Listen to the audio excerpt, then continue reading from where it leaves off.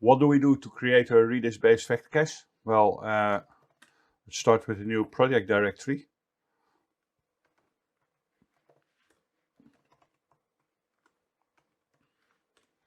And ensure that we have an ansible.cfg and an inventory in there.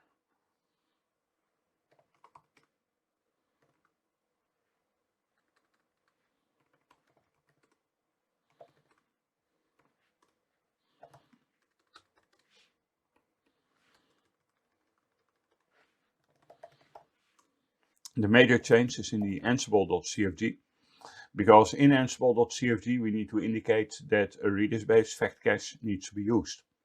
This is a property of the default section. So let's set vect caching to Redis, the vect caching timeout to 7200 or whatever value works for you.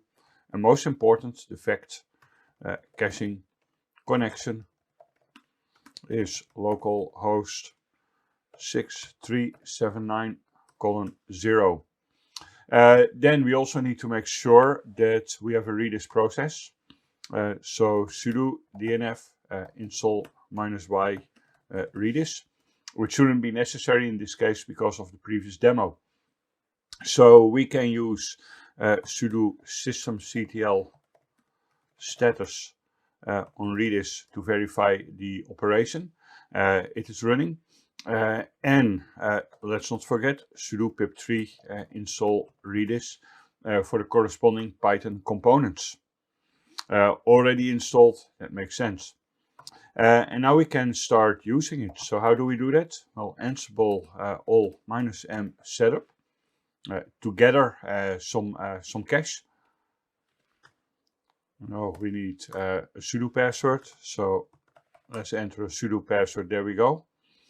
Now we have gathered some cache, and let's do some playbook that is using the cache.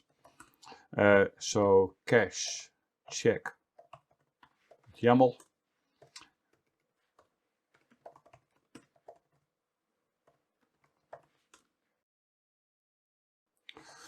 Gather facts will be set to no.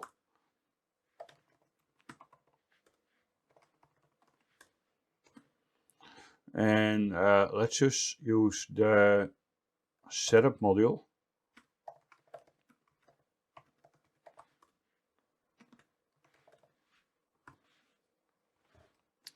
And that should do. So there we go.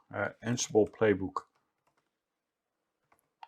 Cache check -k because of the configuration. And there we go, it's gathering the facts. We don't see anything. If you want to see something, use register to show the value of the registered variable. But the fact that it's not complaining means that it is totally happy fetching this information from the fact cache. And that's all.